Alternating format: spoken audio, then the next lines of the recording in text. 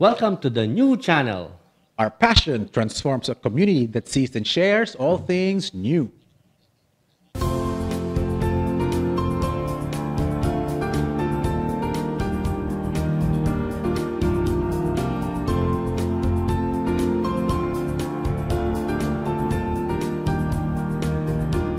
The new channel. Hashtag TNC Now. The views, opinions, and insights expressed in the following shows are those of the host, producers, guests, and viewers. They do not necessarily reflect the position of the channel. Viewer discretion is advised. This is Erwin. And I am Carlo, and we are streaming from Pasig City. And welcome to Season 4, Episode 44 of Shots Fired!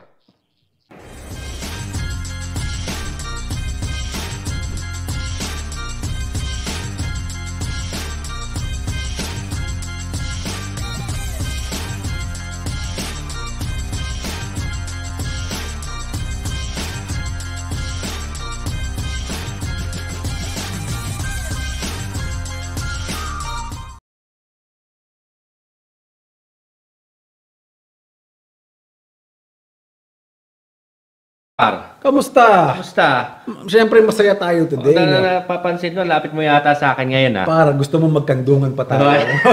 Close tayo Pero wag eh. naman, Oo, naman. ano. So anong meron tayo today? I think we have a very special episode specifically today. Yeah, very special episode kasi hindi lang tayo dalawa dito. Par, may special guest tayo ngayon.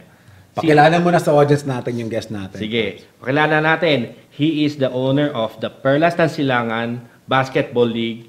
Ladies and gentlemen, Christian Enzo. Hi everyone. Good afternoon, and yeah, thank you, brothers, for having me here. Thank you for Sure. joining us. No? So I know pag-uusapan natin panibagong liga, panibagong kasasabikan natin. No? Tayo naman, basta basketball, kahit anong liga yan, panunuurin natin. No? So it's very exciting. But before we discuss PSBL, why don't you tell us more about yourself? How did you get into sports to begin with?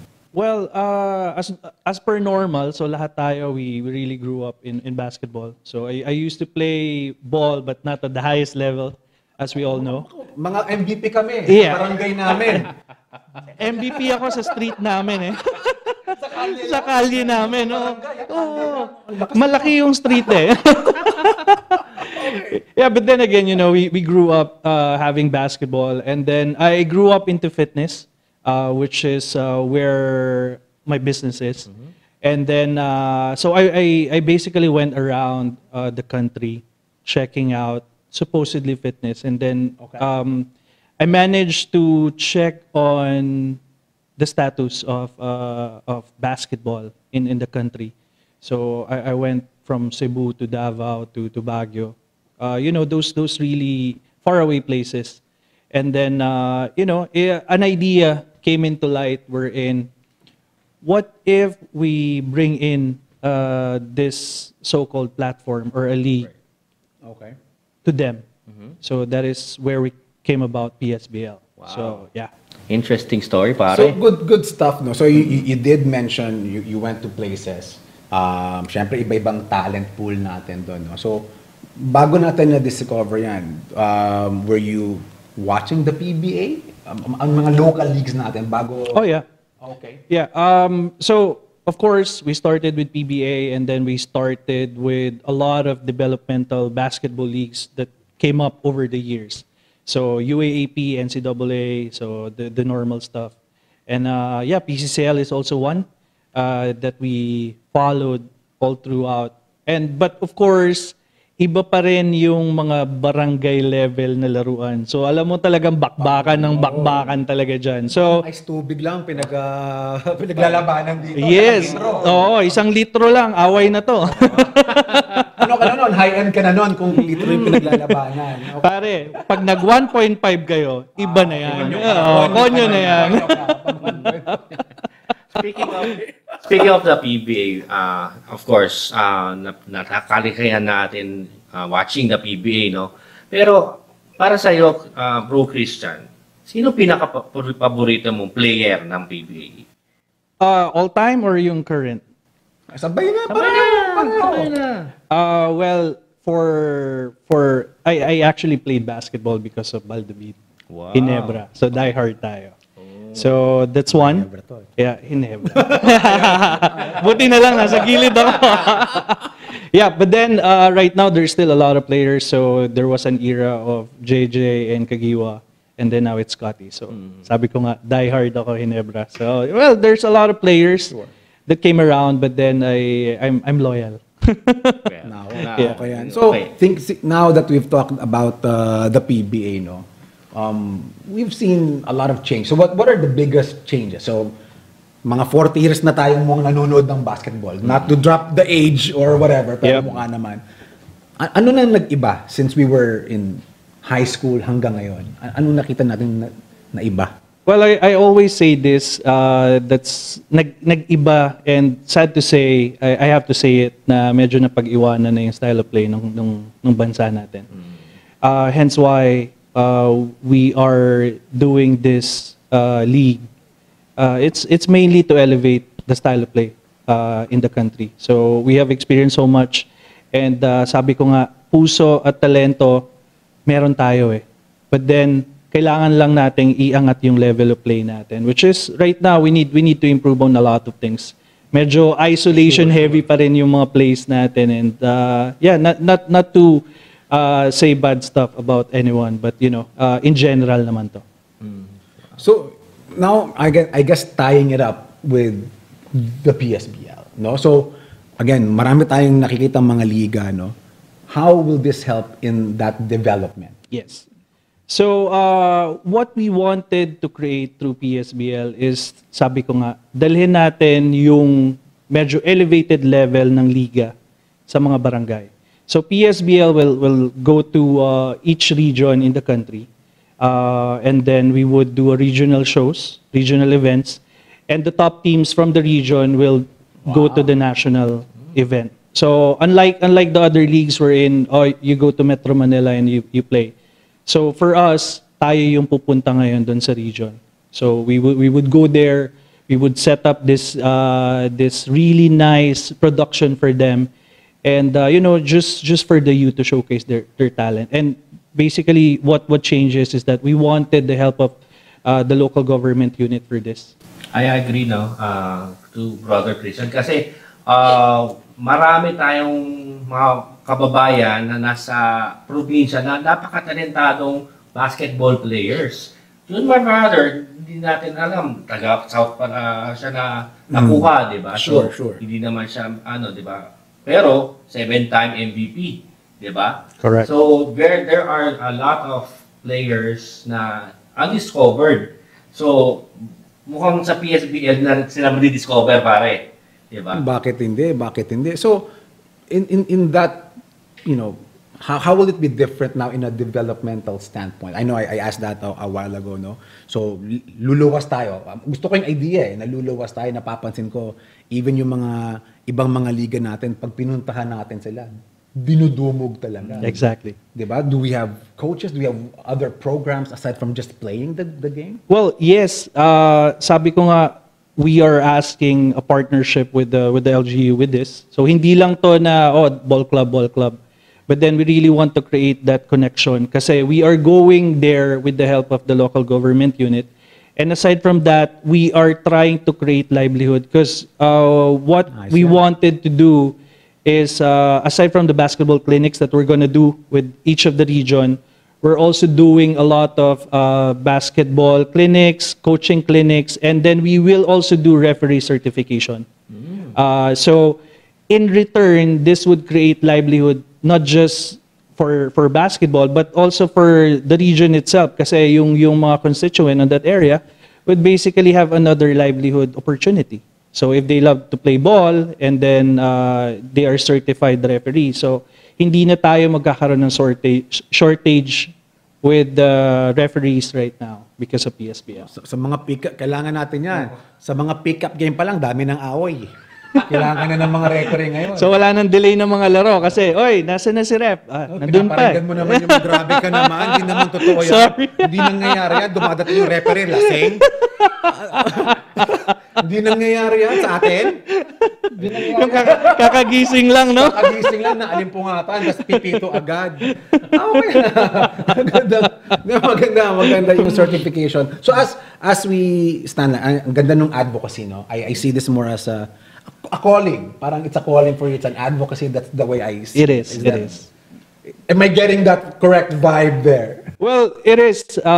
So, sabi ko nga, PSBL is not really just for me, but it's for everyone. It's for everyone who loves the sport of basketball and who wants to do things for basketball. So, this is not just for the youth itself, but for the whole family, because we have a lot of programs that we want to develop to the And I PSBL. remember, sorry to cut you off, I Yeah. remember we discussed, no, hindi lang malawak yung scope ng advocacy na to kasi may mga division siya, may mga pang mosquito. Yes.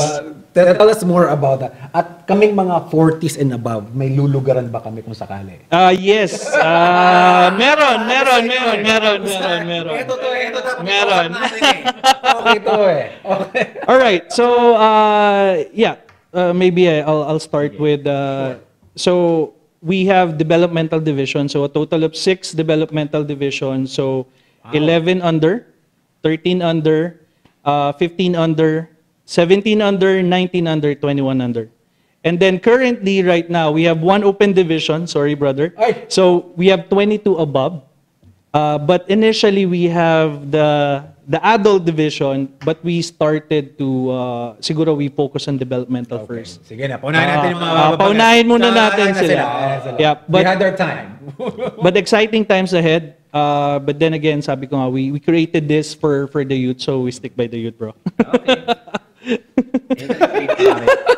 Pero bro, ilan teams na ba tayo ngayon? So currently, we do have a total of 10 teams. 10 LGUs, which have seven divisions. So that's a total of 70 teams in total. Ay, We palo yung piano. Yeah. Ganda nun ah. we are looking to add another 7 LGUs this week. Yeah.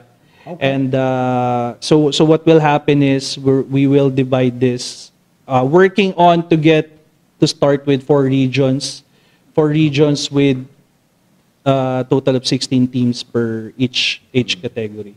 So there's a lot of exciting games ahead for PSBL. Wow. So, you mentioned the LGUs na, no? So, it's very exciting na ang ganda nung reception agad. Yes. Kasi I remember when we spoke 2-3 weeks ago, parang 7 pa lang yan. Ngayon parang 17 na. Yes. And, so, why don't we invite the LGUs, no? Na gustong sumali. How will they participate? How can they be part of this? Okay. So for the local government unit nationwide, so guys, I want to invite you to Perlas ng Silangan Basketball League Season 1. Yep. So all you have to do is to just check our page, our social media channels, so Facebook, Instagram, and all that stuff. Yep. Ililista And, natin lahat sa yeah, screen. ililista natin lahat.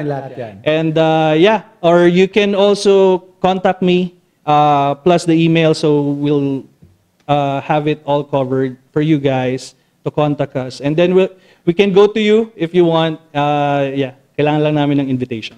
Yun. So, bro Christian, Exciting. ano yung events incoming events ng PSBL? Yes. So coming May 8, I want to invite everyone. Yeah, you guys will be there definitely on May 8. So we just need to confirm the time, but May 8 is our media launch, and at BGC. So the name of the hotel is to be confirmed. Yeah, but it's in BGC, May 8, and save the date. So and then June 2024 is the grand opening of PSBL. Maghahanda na tayo. Maghahanda na tayo. Let's go. Anyway, again, thank you. Karangalan. Thank you. Naandito ka. And so, I'm so excited pang may bagong liga kasi. No? Ang sarap panuorin. And maski inter-barangay, pinapanood ko. Yes. So, will they be able to watch this on TV? Yes. So Not on TV, but they can watch it live on the new channel, as well as all the social how I set that media up. I see how I channels set that up. of PSBL. But exciting, I thank you, no? Pero hindi naman tayo pwedeng magtapos lang mula sa isang napakamalupit na liga. Pag-usapan na natin ang NBA. Let's go. Ito na. Ito na yun. Kasi nagtatalo kami parati nito. Hindi kami nagkakasundo. Hindi ko nga maintindihan ba't kami friends nito eh. So, totoo lang. Actually, it's a friendship of convenience. More than anything. More than anything. Kasi ilang floor lang naman yung pag-ito natin. So, sa mga viewers natin, playoffs na naman after 3-4 months of exciting basketball. Yeah. We're entering, mamayo na, June, magkakaroon tayo ng champion. So, let's go around the room, isa-isahin natin. Pinag-usapan natin individual awards. Tanungin natin, baka iba yung opinion niya. Sige. Who is your rookie of the year? NBA rookie of the year. Iisa lang naman Baka yata naman magkamali ka pa niya. Iisa na lang naman yata yun eh. Wala na eh, yun na yun. Wala, O hindi ko nasasabihin, pero yun na yun eh. Iisa Chef? lang yun eh. So si Wemby, Si Wemby. All the way. Are you surprised at how good he is? Well, I'm looking forward to what he can do more. Yeah, I think we already expect him to be this good. 21 points per game lang naman. No? Yeah. Mababa. Mababa. 12 rebounds lang naman. 12 rebounds. Mababa. 3 blocks per game lang naman. Yung blocks, mababa. Para kung 7-3 ka naman, dapat siguro... Pag hindi niya nagawa yan, siguro may pag-uusapan tayo din. I guess, no, I don't know your thoughts about it. Any of you can answer. Are you impressed on how his agility is? Parang tayo kasi sa Pilipinas, pag nung lumaki tayo pag may 5'10 na, uy, sentro ka, sa gitna ka lang, doon tayo nasanay eh. I don't wanna say it, you said it earlier. Totoo. Mali ba ako? Yeah. Mali ba ako? Pa yung mga nilalaroan natin ng bata tayo, walang bubong. Solar boys tayo, but before, yung kakulangan ng big man natin dito, nasanay tayo na tumayo ka lang. Yes. Wemby, his agility, your thoughts? Well, I'm surprised, and sabi ko nga, I'm glad that a lot of these tall players are very agile. So I think it's something then that hopefully we can have in the country. Not that hopefully ganun kataas, di ba? Kasi 7'3 na tayo.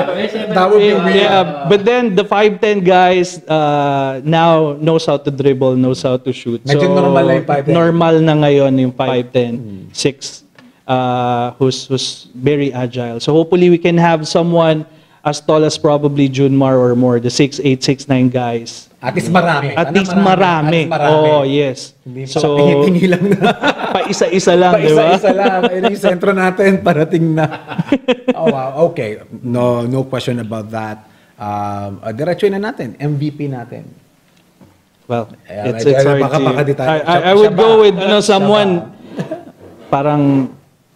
Who do you think is our MVP and this season? This is hard because I'm looking at this guy, Luka, and yeah, hopefully SGA. Okay. That guy is special. Galing, no? Galing. Sobrang galing. So, nag-usapan namin earlier, no? Paano napadpad si SGA? So, kung hindi natin nakakaalam, From the Clippers. Kawhi was with Toronto and they were trying to move Paul George sana to Toronto. And ang condition ni Kawhi to go to the Clippers was makuha si Paul George from OKC. So ang binitawan ng Clippers para makuha si Paul George, si SGA.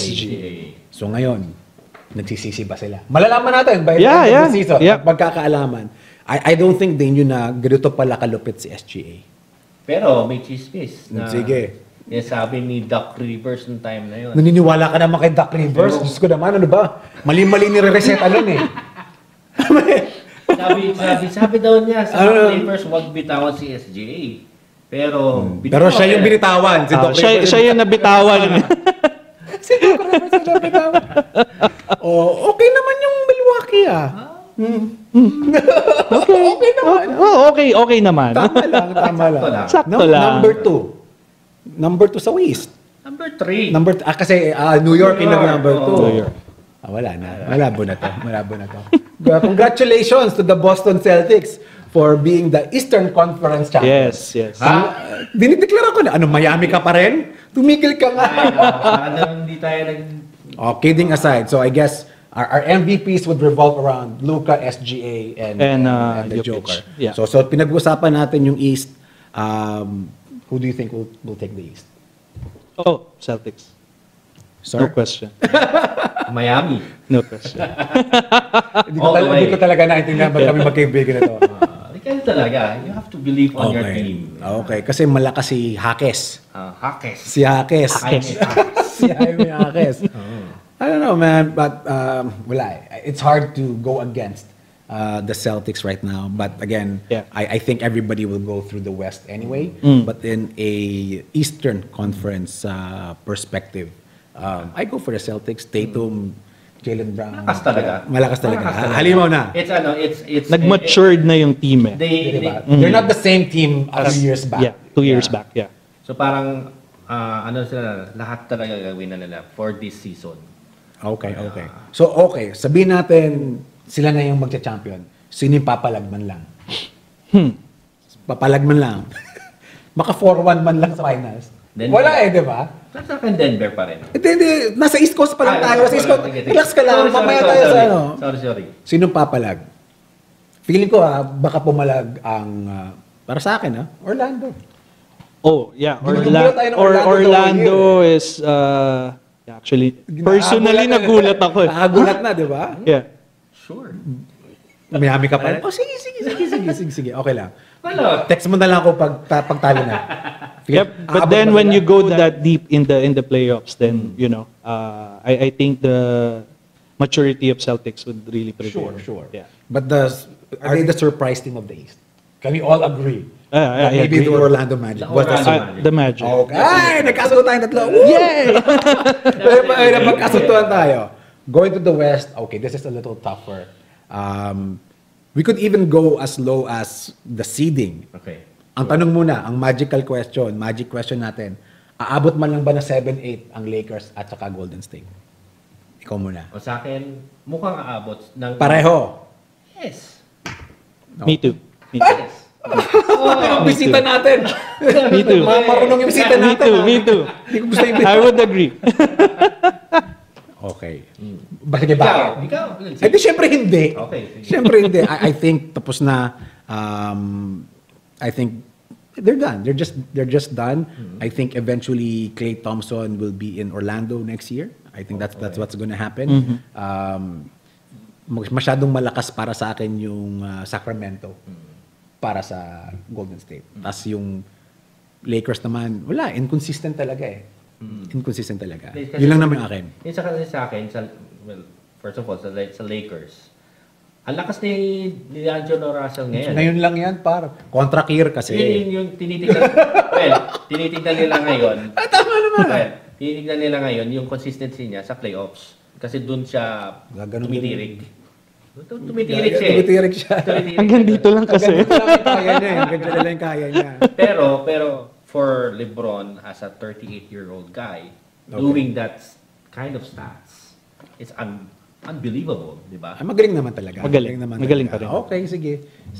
Kasi feeling ko, gusto ko yung opinion ni Perk nung, I think a couple of weeks back, to facilitate a trade for the Lakers to bring him back to Cleveland. And Cleveland eventually picks Bronny. Yes. And he has his farewell tour. That is a good story that I think magandang abangan. That would be a good magandang end kwento. to a legacy. Kwento. Yeah. Diba? Pero ang importanteng tanong, who do you think will come out of the West?